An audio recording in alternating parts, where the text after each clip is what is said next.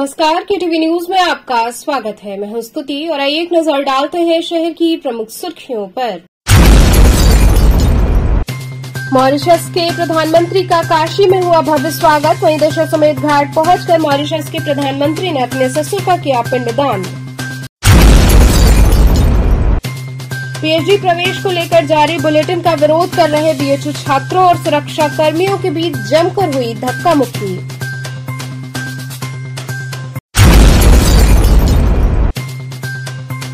Bhelupur zonal कार्यालय पर आयोजित जन चौपाल में महापौर ने सुनी लोगों की समस्याएं।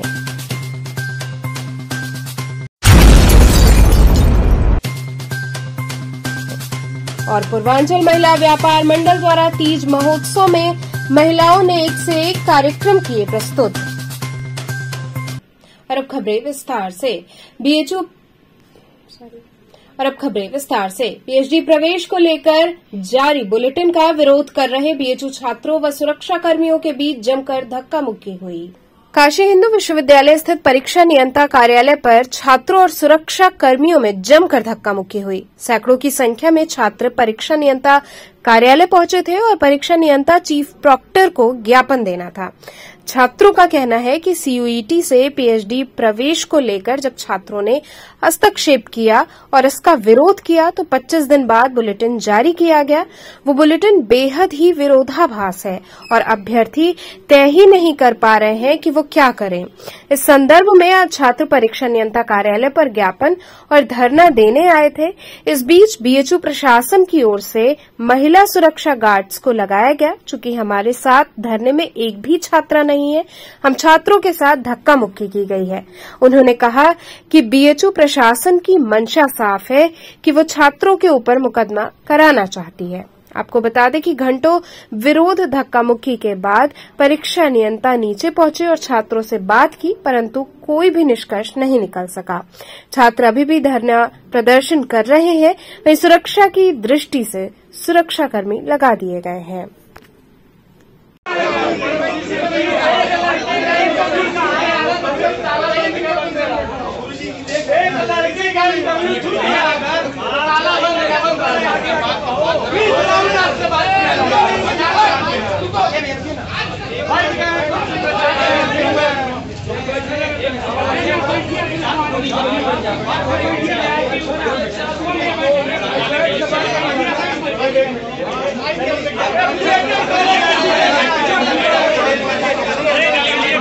मैं ये बताना चाहता हूँ कि असल मुद्दा यहाँ पर ये है कि रेट एग्जाम्प्टेड में जब अभी तक जितने बच्चे फॉर्म भरते थे, वो चाहे नेट हो या जेआरएफ हो, सबको इंटरव्यू के लिए कॉल आता था। लेकिन इस बार सिर्फ जितनी सीट है उसका 4 गुना सिर्फ सीटें बच्चों को इंटरव्यू के लिए बुलाया जा रहा है। हिंदुस्तान के इतिहास में पहली बार ऐसी कोई एग्जाम होने जा रहा है जहाँ पे बच्चा एग्जाम देने के लिए फॉर्म भरे और एग्जाम ही न देने पाए। ऐसा हम लोग इसलिए आए हैं कि ये जो ब्रोचर नया रिलीज हुआ है बीएचयू का, इसमें ये बोले हैं कि एक सीट पे 4 लोगों को कॉलिंग की जाएगी एग्जेम्प्टेड में। लेकिन पहले क्या होता था, या अभी भी किसी यूनिवर्सिटी में आप देख लीजिए, चाहे डीयू का भी इंटरव्यू चल रहा है, वहाँ जितने भी लोग नेट जो लोग होते हैं सभी लोगों को बुलाया जाता है। ऐसा कहीं कोई प्रोविजन नहीं है कि एक सीट पे 4 टाइम्स लोगों को कॉलिंग। एग्जेम्प्टेड का मतलब ही होता है और इन्होंने एग्जेम्प्टेड और जो रेट के थ्रू सीटें हैं, सीयूईटी के थ्रू जो एग्जामिनेशन के थ्रू होनी है, उसके लिए इन्होंने क्या किया है कि जेआरएफ के लिए 5 नंबर एक्स्ट्रा इन्होंने रखा है, जबकि ऐसा कहीं नहीं होता है। जब आप एग्जाम ले रहे हैं तो उसके लिए कोई एक्स्ट्रा आपको मार्क्स देने की कोई ज़रूरत नहीं है। और बहुत सारी ऐसी क्राइटेरिया ये रखे हैं जो कि फुलफिल ही नहीं कर पाएंगे। अब बताइए, परसेंटाइल पे ये कॉलिंग करेंगे, ऐसा किसी यूनिवर्सिटी में नहीं होता है। आप असिस्टेंट प्रोफेसर बनने के लिए भी यूजीसी ने ही क्राइटेरिया रखा है कि आपके पास नेट होना चाहिए। ये इनकी पूरी तरीके से मनमानी है। कुछ लोग बैठ के ये लोग कर रहे हैं और इसमें छात्रों का कहीं से कोई कल्याण नहीं होने वाला है। एग्जेम्प्टेड में डायरेक्ट इंटरव्यू होता है। जब आपको कॉलिंग ही नहीं जाएगी, आप ऐसा है कि आप फॉर्म भर सकते हैं, आप फी पेमेंट करेंगे, लेकिन आपको इंटरव्यू के लिए कॉलिंग ही नहीं की जाएगी, तो क्या मतलब है कि रेट वाला उसके लिए होता है जो लोग नेट और जेआरएफ नहीं होते हैं, उसमें एक्स्ट्रा नंबर दे के जेआरएफ वालों को, जो नॉन नेट लोग हैं उनको हटाया जा रहा है। पहली चीज़ ये, जबकि रेट उसी के लिए होता है जिसके पास नेट जेआरएफ नहीं है। दूसरी चीज़ कि परसेंटाइल के आधार पे कॉलिंग हो रही है, जबकि ऐसा कहीं नियम नहीं है कि परसेंटाइल के आधार पर एग्जेम्प्टेड में कॉलिंग होता है। ये पूरे हिंदुस्तान के किसी विश्वविद्यालय में नहीं है, ठीक। और तीसरी चीज़ ये है कि नंबर जो दिया जा रहा है पर 4 गुना कॉलिंग का, तो 4 गुना कॉलिंग का नियम तो हिंदुस्तान में कहीं नहीं है कि आप अगर नेट और JRF है तो आपको 4 गुना बुलाया जाएगा। हम लोग की बेसिक मांगे ही। और दूसरी चीज़ें कि एफिलिएटेड कॉलेज में जो सीटें खाली हैं उन सीटों पे ना दिया जा रहा है, मनमानी किया जा रहा है। और डिपार्टमेंट में भी जो सीटें प्रोफेसर्स के अंदर खाली हैं वो अपनी सीटें पूरी नहीं दे रहे हैं, तो उसके लिए हम लोग लगाएंगे कि जो सीट है उसको इंक्रीज किया जाए, नंबर ऑफ जो 4 है कॉलिंग के लिए उसको हटाया जाए, और रेट में जो एक्स्ट्रा 5 नंबर दिया जा रहा है उसको हटाया जाए। हम लोग की यही बेसिक मांग है। आज यहाँ पे आके अब क्या हुआ है? अभी तो कंट्रोलर साहब से बातचीत हो रही है, अभी उन्होंने मतलब कोई ठोस मतलब नतीजे पर नहीं पहुंचे कि हम लोग इस पे क्या लेंगे। और पिछली 8 बार से हम लोग ज्ञापन दे चुके हैं, 8 बार से लिखित में दे चुके हैं, जिसके रिसीविंग हम लोग के पास है, और उस पर कोई कार्रवाई आज तक नहीं हुई है। यहाँ पे आप लोगों से धक्का मुक्की भी की गई है? धक्का मुक्की प्रशासन ने किया, जबकि हम लोग साथ कोई छात्रा नहीं आया। उन्होंने छात्राओं को बुलाया है सिर्फ इसलिए ताकि एक हथियार बनाया जा सके, ताकि इन छात्रों को दिखाया जा सके। जबकि हम लोग JRF छात्र हैं, हम लोग पढ़ लिख के हुए हैं, देश के टॉप 1% में आते हैं, और उन लोग के लिए इतनी सुरक्षा कर्मी, जबकि हम लोग अपने अधिकारियों से बात करने के लिए बस आए हैं। अगर मानते नहीं मानी गई तो आगे क्या करेंगे? मानते नहीं, हम लोग बैठेंगे VC ऑफिस पे, हम लोग फिर घेराव करेंगे, शांतिपूर्ण तरीके से हम लोग धरना प्रदर्शन करेंगे और मांग करेंगे। हम लोग की बेसिक मांग यही है। कितनी सीटें हैं जो अभी भरी नहीं गई है? अभी जहाँ तक पॉलिटिकल साइंस में पता चल रहा 19-20 सीटें हैं लगभग जो नहीं भरी गई हैं। सोशियोलॉजी में ऐसी सीटें हैं, लेकिन ये लोग 2 सीट 4 सीट दे के जो है सीटें कम निकाल रहे हैं। अब कारण क्या है ये लोग खुद नहीं पता, जबकि कंट्रोलर का काम होता है इन सारी चीज़ों पे कंट्रोल करना कि सीटें आ रही हैं कि नहीं, लेकिन ये लोग इस पर कोई कार्रवाई नहीं कर रहे हैं। आप लोग आज यहाँ पे बंधक बनाने का भी कार्य किया है? बंधक बनाने का नहीं, लेकिन धक्का मुक्की किए हैं हम लोग साथ, और धक्का दिया गया है और वो गेट बंद कर लिया गया है ताकि हम लोग ऊपर अपने अधिकारियों से मिल ना सके। भेलूपुर जोनल कार्यालय पर महापौर ने लोगों की समस्याएं सुनी। नगर निगम द्वारा विभिन्न जोन पर जन चौपाल लगाया जा रहा है ताकि लोगों की समस्याओं का निस्तारण किया जा सके। प्रधानमंत्री नरेंद्र मोदी के संसदीय क्षेत्र को सजाने संवारने का कार्य प्रारंभ हो गया है, जिसको लेकर विभिन्न जगहों पर पुलिस अधिकारियों द्वारा, मंत्रियों द्वारा तथा नगर निगम के मेयर, नगर आयुक्त समस्याओं को सुनने के लिए जनता के बीच जा रहे हैं तथा लोगों की समस्याओं के समाधान के लिए भी संबंधित विभाग को निर्देशित कर रहे हैं। इसी क्रम में दुर्गाकुंड स्थित भेलूपुर जोनल कार्यालय पर मेयर, जोनल अधिकारी के साथ नगर निगम के अधिकारी और विभिन्न वार्डों के पार्षद के साथ ही आम जनता पहुंची थी। आम जनता और पार्षद अपनी समस्याओं को मेयर तथा जोनल अधिकारी के समक्ष रखी, जिस पर मेयर ने समस्या के निस्तारण हेतु संबंधित अधिकारियों को निर्देश दिया। आज जोनल कार्यालय पर लगभग 26 समस्याएं लोग लेकर पहुंचे थे, जिनमें से तत्काल 6 का निस्तारण कर दिया गया। बातचीत के दौरान मेयर अशोक तिवारी ने बताया कि भेलूपुर जोन पर नगर निगम जोनल अधिकारियों के साथ जन चौपाल लगाया गया था, जिसमें नगर निगम जलकल के अधिकारियों के साथ आज विभिन्न समस्याओं और शिकायतों को सुना जा रहा है। जितेंद्र कुमार आनंद भेलूपुर जोनल अधिकारी ने बताया कि मेयर और नगर आयुक्त के निर्देशन में जन समस्याओं के लिए जन चौपाल लगाया गया है। यहां पर लोग अपनी समस्याएं लेकर पहुंच रहे हैं, जिनका निस्तारण किया जा रहा है। भैया, किस तरह आज जन चौपाल लगाया गया था यहाँ पे और कितनी बार ये लगा है यहाँ पे? आज भेलूपुर जोन पे नगर निगम के सभी अधिकारियों को, जलकल के अधिकारियों के साथ आज GIS सर्वे, जलकल, सीवर, जो भी नगर निगम और जलकल से संबंधित शिकायतें थी, उसी के परिप्रेक्ष्य में आज हम लोग भेलूपुर जोन पर बैठे थे और जो भी आपत्तियां आई उसका हम लोग निस्तारण किए। और महीने में 1 से लेकर 5 तारीख तक प्रत्येक जोन पर हम सभी नगर निगम के अधिकारियों के साथ बैठेंगे। आज यहाँ पे कितने पार्षद जड़ आए थे और कितनी समस्याएं आई यहाँ पे क्षेत्र की? 28 समस्याएं आई और 6 का तुरंत निस्तारण किया गया और स्थलीय निरीक्षण करके उसका भी हमें लगता है कल तक निस्तारण कर दिया गया। सबसे ज़्यादा देखा जाए तो अभी इस समय जो समस्याएं चल रही है जनमुखी चल रही है, तो कहाँ कहाँ यहाँ पे छिड़काव कराया जा रहा है? आज जो विषय था हम लोग GIS सर्वे जलकल से था, डेंगू का कोई ऐसा वार्ड नहीं जहाँ छिड़काव नहीं हो रहा है। और युद्ध स्तर पर नगर निगम के जो हमारे अधिकारी हैं हर वार्ड में पार्षदों के सहयोग से छिड़काव करा रहे हैं। जहाँ छिड़काव नहीं हो रहा है वहाँ भी व्हाट्सएप ग्रुप बना दिया गया है। कहीं भी अगर कोई शिकायत आ रही है उसका त्वरित निवारण करने की हम लोग कोशिश कर रहे हैं। और जोन पर बैठने का जो विषय हम लोग का है वो जो भी GIS सर्वे की जो लोगों के बीच में भ्रांतियाँ हैं उसको दूर करना, जलकल से जो समस्याएं हैं उसको दूर करना, दाखिल खारिज में जो समस्या थी उसको दूर करना, इंक्रोचमेंट की जो समस्या आ रही है उसको दूर करना, इसी विषय को लेकर हम लोग प्रत्येक हफ्ता के पहले सप्ताह में प्रत्येक जोन में हम लोग बैठने का कार्यक्रम बनाए हैं। तो ये अनवरत चलता रहेगा। आज कौन लोग यहाँ पे जन सुनवाई कर रहे हैं, जन चौपाल लगाया, क्या है मामला? आज जो है भेलूपुर जोन पे जो जन चौपाल का लगा है कार्यक्रम, उसमें महापौर जी हैं, अपर नगर आयुक्त हैं, पार्षद लोग आए हुए हैं और क्षेत्रीय जनता अपनी अपनी शिकायत लेके आ रही है। अगर कोई जनता हमारे क्षेत्र की, जो क्षेत्र की जनता आ रही है महापौर जी से शिकायत करने, वो पार्षद को बुलाया जा रहा है, बताया जा रहा है ये आपके क्षेत्र से जनता आई है, ये प्रॉब्लम है, आप ठीक कराइए। इसके तहत हमारे क्षेत्र से शिकायत आई है कि रोड ऊंची हो जाने के कारण बहुत से चेंबर जो है नीचे हो गए हैं, जिससे टोटो पलट जा रहा है, लोगों को चोट लग जा रही है। तो इसकी जो है मैं सूचना महाप्रबंधक को दूंगा और जो भी जो है समस्या है उसको दूर कराने का प्रयास करूँगा। तो लगभग कितनी समस्या आपके क्षेत्र से? हमारे क्षेत्र से जो है 2 समस्या आई है, एक टोटो की और एक सीवर की समस्या आई है कि सीवर जो है जाम है, उसको सही कराने। और सर, किस तरह का जन चौपाल लगाया गया और क्या? ये जन चौपाल माननीय महापौर जी और माननीय नगर आयुक्त महोदय के निर्देशन में जन समस्याओं के लिए मेन जो GIS में आपत्तियाँ आ रही उसके लिए आयोजन किया गया है। और आपत्तियाँ आई भी कुछ है, जबकि ज़्यादातर आपत्तियाँ मैंने खुद सुनी है बैठ करके, और ज़्यादा लोगों का निस्तारण भी किया, संतुष्ट हुए हैं। आज भी कुछ आपत्तियाँ आई हैं जिसका निस्तारण मौके पर ही करा दिया गया है। तो लगभग कितनी आपत्तियाँ आई? 29 आपत्तियाँ आई हैं, 6 का निस्तारण हो गया है। शेष कुछ जलकल से है, कुछ सिविल से है, तो कुछ टाइम टेकिंग है, वो भी निस्तारण हो जाएगा। अगर बात की जाए तो सबसे ज़्यादा समस्या किस चीज़ के संबंधित आई? आज ज़्यादा समस्या GIS की रही है। तो GIS का समस्या का निस्तारण बार बार किया जा रहा है, लगातार इस पर हम काम कर रहे हैं।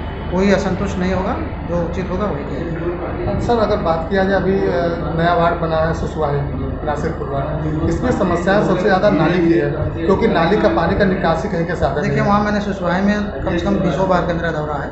वास्तव में यह समस्या है, क्योंकि जल निकासी के कोई भी आउटलेट नहीं है।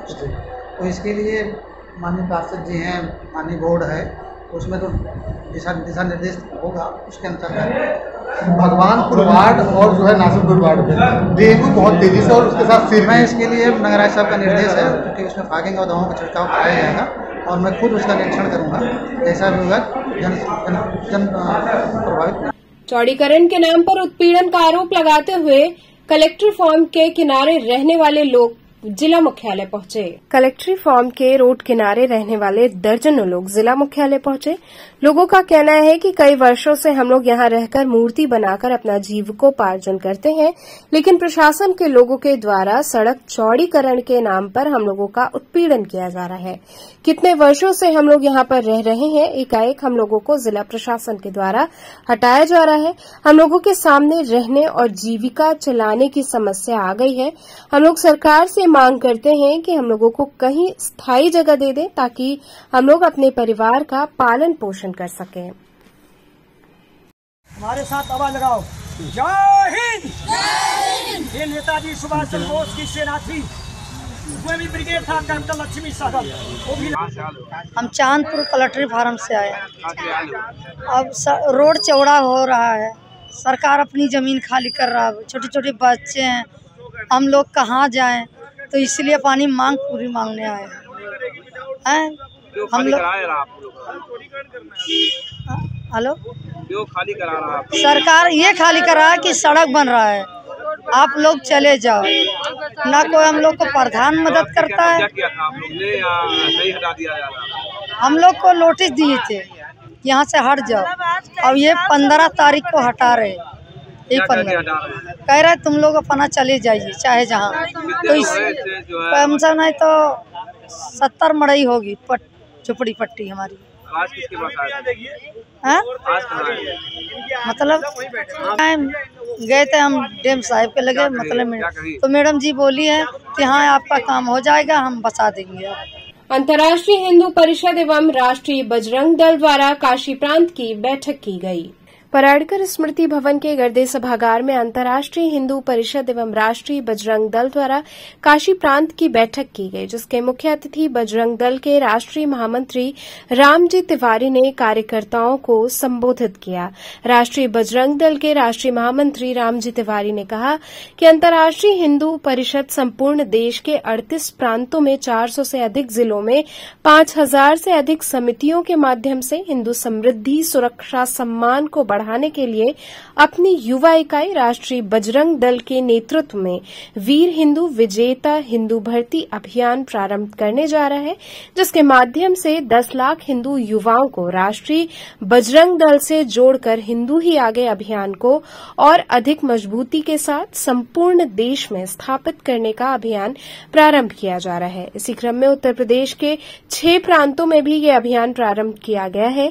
काशी प्रांत की इस वृहद बैठक का आयोजन राष्ट्रीय बजरंग दल के भर्ती अभियान को सफलतापूर्वक संपन्न करने की योजना बनाने हेतु किया गया, जिसमें काशी प्रांत के अध्यक्ष आने वाले जिलों से जिला प्रांत स्तरीय पदाधिकारियों ने मिलकर व्यापक योजना निर्माण की है।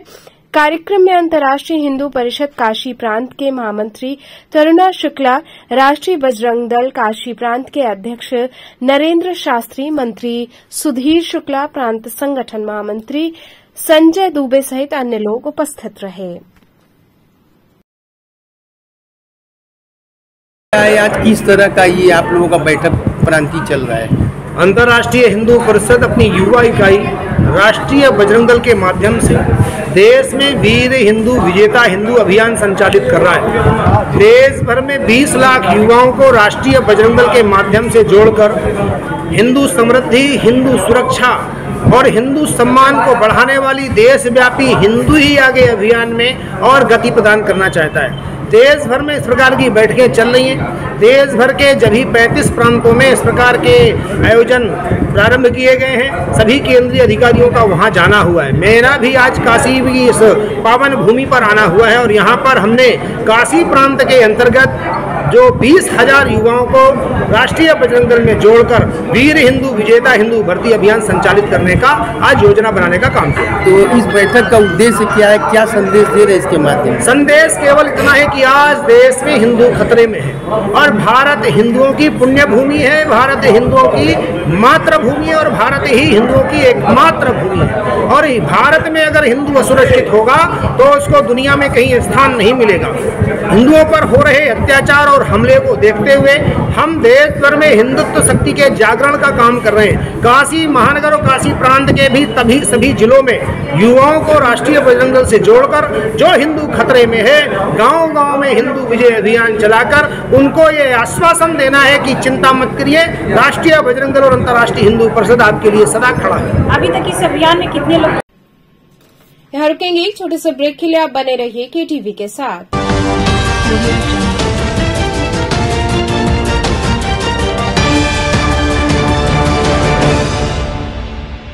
खबरों से जुड़े रहने के लिए हमारे चैनल KTV वाराणसी को सब्सक्राइब करें और लेटेस्ट अपडेट्स के लिए बेल आइकन को प्रेस करें।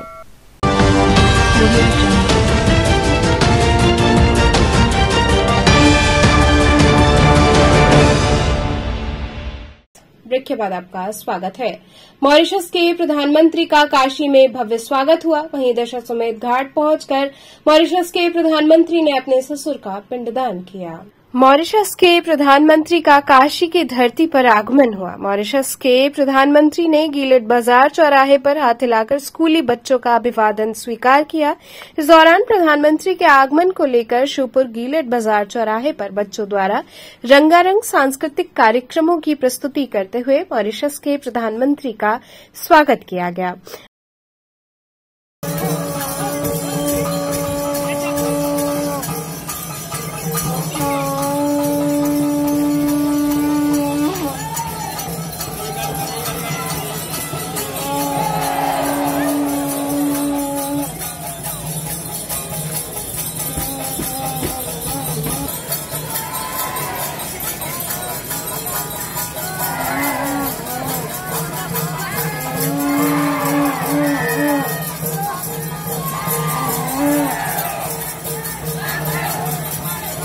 वहीं अपने 2 दिवसीय दौरे पर वाराणसी पहुंचे मॉरिशस के प्रधानमंत्री प्रविंद जुगनाथ दशाश्वमेध घाट पर अपने ससुर की अस्थि को लेकर पहुंचे।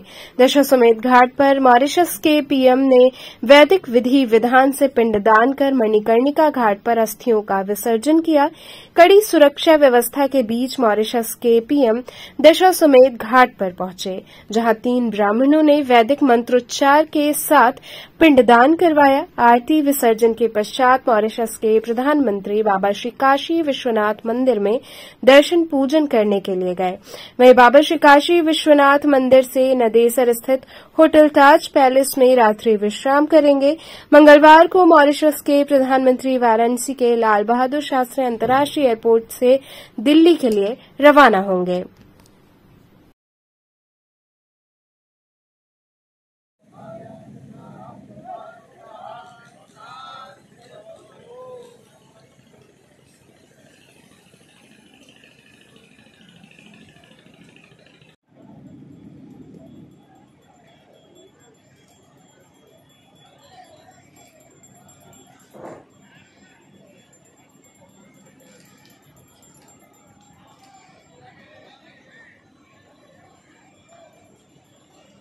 दशाश्वमेध घाट पर मॉरिशस देश के प्रधानमंत्री जी आए थे। वो अपने ससुर जी का अस्थि लाए थे और उनके साथ में प्रधानमंत्री जी की पत्नी और उनके साले साहब आए थे। ठीक है, तो जो अपने ससुर जी का अस्थि लाए थे तो उनके साले साहब ने कर्म किया और साथ में प्रधानमंत्री जी और उनकी पत्नी जी भी बैठे थे। तो उनके साले साहब ने पूरा कर्म किया।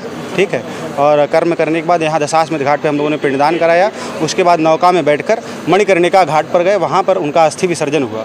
अस्थि विसर्जन करने के बाद हम लोग दशाश्वमेध घाट वापस आ गए। बस इतना ही कार्यक्रम हुआ यहाँ पर। कौन गोत्र में थे? काश्यप गोत्र था उनका। हाँ। कौन लोग साथ में मौजूद थे? 3 लोग थे। परिवार संग आया था। देखिए, प्रधानमंत्री जी थे, उनकी पत्नी जी थे, उनके साले साहब थे और वो प्रधानमंत्री जी के ससुर जी का अस्थि था। उनके साले ने बैठ के उनके साले साहब जो थे उन्होंने बैठकर कर्म किया था।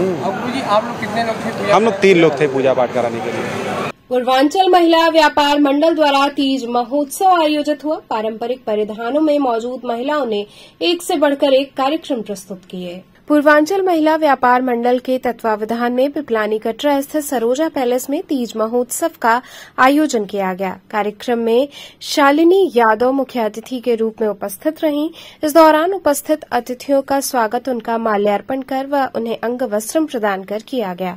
कार्यक्रम में विभिन्न प्रतियोगिताएं जैसे रैंप वॉक, मेहंदी प्रतियोगिता, डांस प्रतियोगिता और 16 श्रृंगार आदि प्रतियोगिताएं आयोजित की गईं, जिसमें महिलाओं ने बढ़ चढ़कर भाग लिया। विजेताओं को विभिन्न आकर्षक पुरस्कारों से सम्मानित किया गया।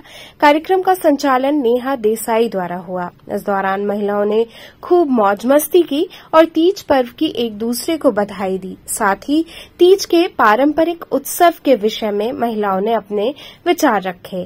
कार्यक्रम की रूपरेखा अध्यक्ष सविता सिंह द्वारा तैयार की गई। तीज महोत्सव में सविता सिंह के साथ उपाध्यक्ष राखी चौरसिया, महामंत्री रजनी देसाई, संरक्षिका रूबी खान, बबीता चौरसिया, चंदा गुप्ता सहित काफी संख्या में महिलाएं उपस्थित रहीं। इस दौरान बतौर विशिष्ट अतिथि वाराणसी व्यापार मंडल के अध्यक्ष प्रमोद अग्रहरी इत्यादि लोग उपस्थित रहे।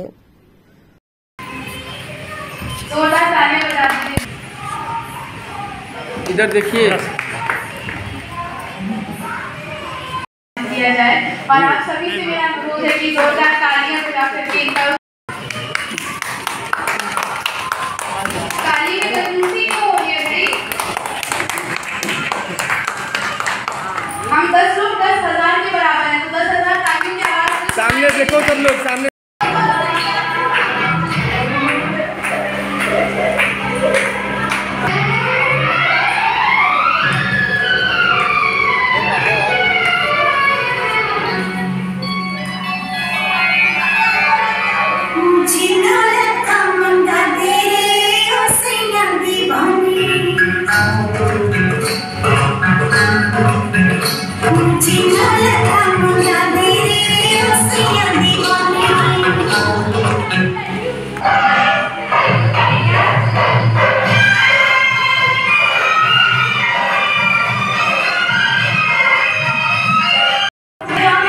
क्या करिए, किस तरह का ये कार्यक्रम है आप लोग? आज हम लोग तीज का कार्यक्रम मना रहे हैं। तीज उत्सव का प्रोग्राम कर रहे हैं यहाँ पे सरोजा पैलेस पिपलानी कटरा।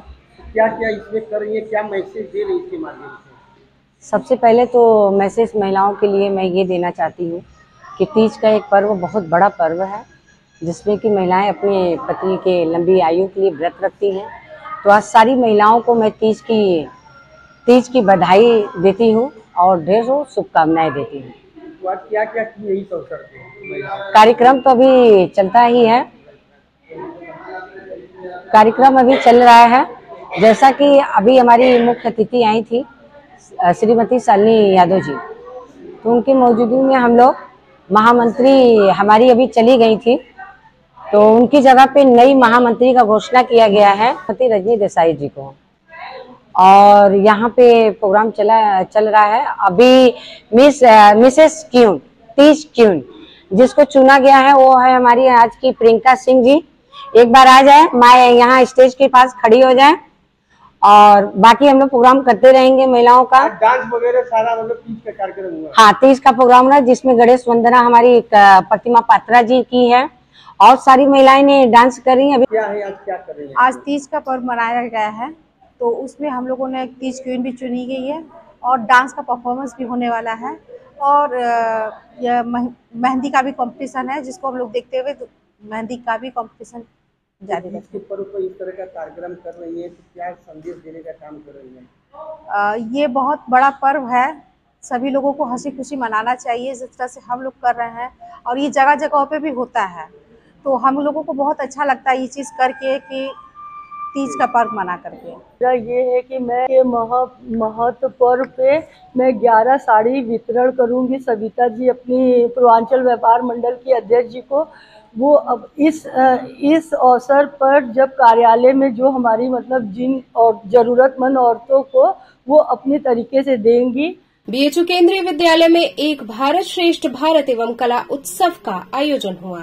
काशी हिंदू विश्वविद्यालय स्थित केंद्रीय विद्यालय में राष्ट्रीय एकता पर्व के उपलक्ष्य में एक भारत श्रेष्ठ भारत एवं कला उत्सव का आयोजन किया गया। ये आयोजन संभाग स्तरीय प्रतियोगिता के रूप में आयोजित हुआ, जिसमें विभिन्न केंद्रीय विद्यालयों के बच्चों ने भाग लिया। वाराणसी संभाग के 32 केंद्रीय विद्यालयों से बच्चों ने भाग लिया। 6 क्लस्टर में वाराणसी को बांटा गया है। हर क्लस्टर में लगभग 5 और 6 विद्यालय हैं, जिनमें लगभग 288 बच्चे भाग लेने पहुंचे हैं। कार्यक्रम के दौरान बच्चों ने समूह गीत, शास्त्रीय नृत्य, लोक नृत्य, एकल अभिनय, समूह नृत्य, संगीत, वादन, गायन, ऑन द स्पॉट पेंटिंग, कलाकृतियों का प्रदर्शन, भारतीय खिलौनों का प्रदर्शन किया। विभिन्न कार्यक्रमों के लिए उसे संबंधित जज को बुलाया गया, जिनकी संख्या लगभग 22 के करीब है। यह रीजनल कार्यक्रम है। यहां से चुने गए बच्चों को कोलकाता में आयोजित होने वाले राष्ट्रीय स्तर पर कार्यक्रमों में भाग लेने का मौका मिलेगा। कार्यक्रम का शुभारंभ मालवीय जी की प्रतिमा पर माल्यार्पण, सरस्वती मां की प्रतिमा पर माल्यार्पण और दीप प्रज्वलन के साथ हुआ। कार्यक्रम का शुभारंभ केंद्रीय विद्यालय के संगठन वाराणसी संभाग के उपायुक्त डॉक्टर अजय कुमार मिश्र ने किया।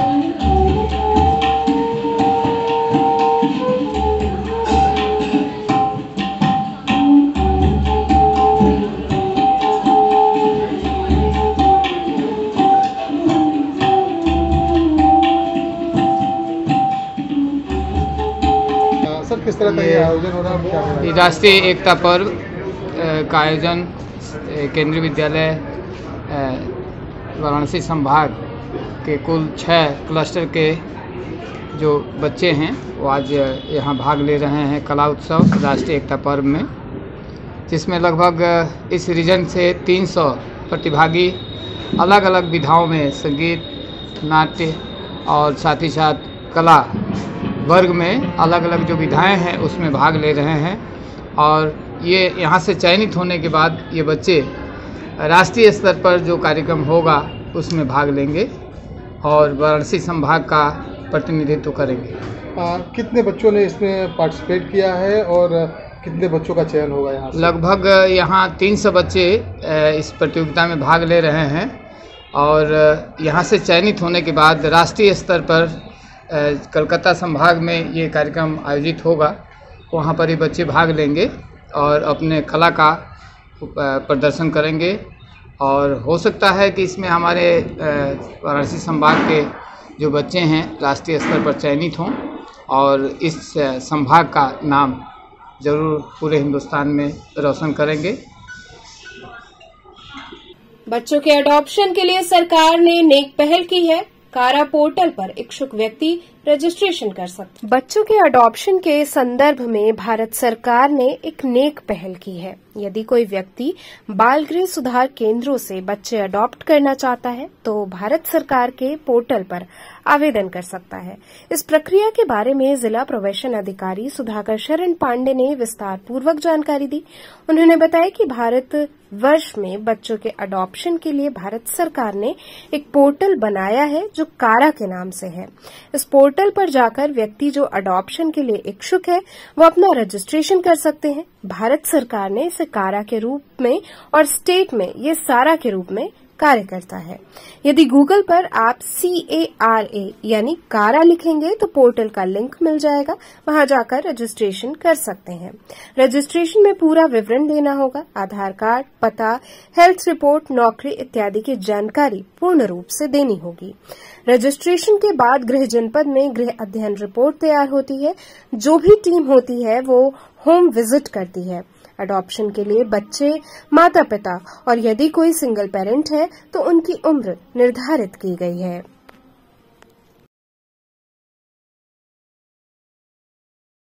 सर, बात करें अडॉप्ट बच्चों की बात, तो अपने ज़िले में कितने बच्चे ऐसे हैं जिसको बाल गृह में है माता पिता अडॉप्ट करना चाहते हैं?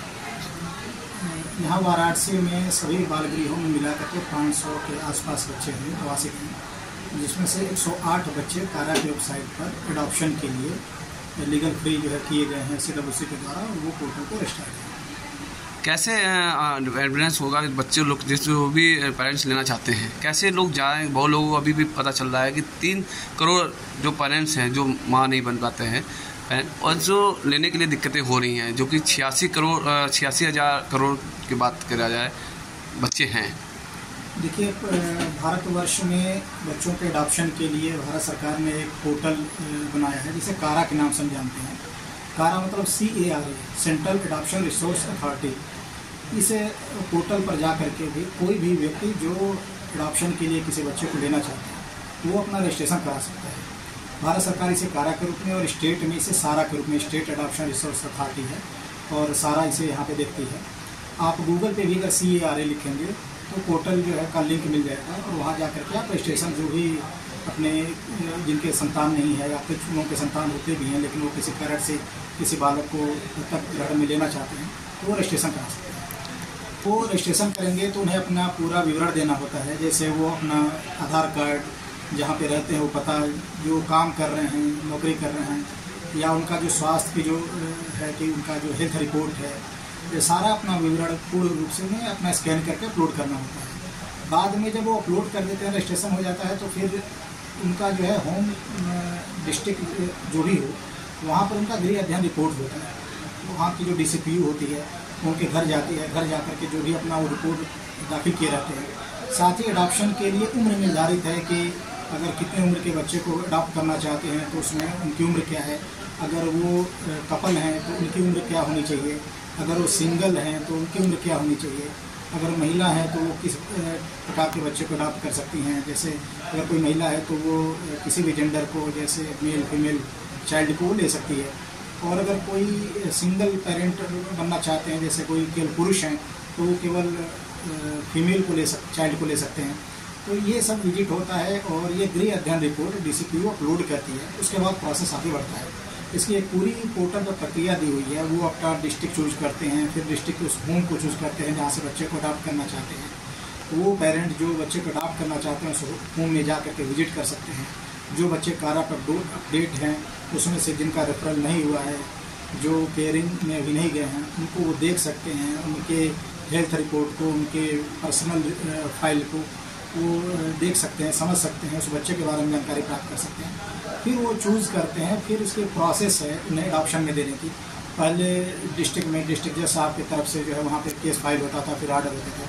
अब भारत सरकार ने इसे और फैसिलिटेट करने के लिए जिले में जिलाधिकारी महोदय को ही इसके लिए अधिकृत किया है और अब DCPO के माध्यम से DM सर की तरफ से ऑर्डर होते हैं और उन्हें एडॉप्शन में बच्चे मिलते हैं और उन्हें आदेश मिलते हैं। तो चलते चलते पुनः एक नजर डालते हैं शहर की प्रमुख सुर्खियों पर। मॉरिशस के प्रधानमंत्री का काशी में हुआ भव्य स्वागत। वहीं दशाश्वमेध घाट पहुंचकर मॉरिशस के प्रधानमंत्री ने अपने ससुर का किया पिंडदान। PhD प्रवेश को लेकर जारी बुलेटिन का विरोध कर रहे BHU छात्रों और सुरक्षा कर्मियों के बीच जमकर हुई धक्का मुक्की।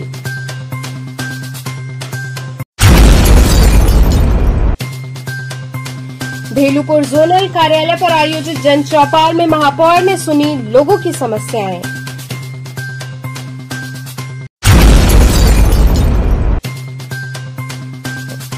और पूर्वांचल महिला व्यापार मंडल द्वारा तीज महोत्सव में महिलाओं ने एक से एक कार्यक्रम किए प्रस्तुत। तो इतिहास के समाचार, कल फिर होगी मुलाकात। तब तक के लिए नमस्कार।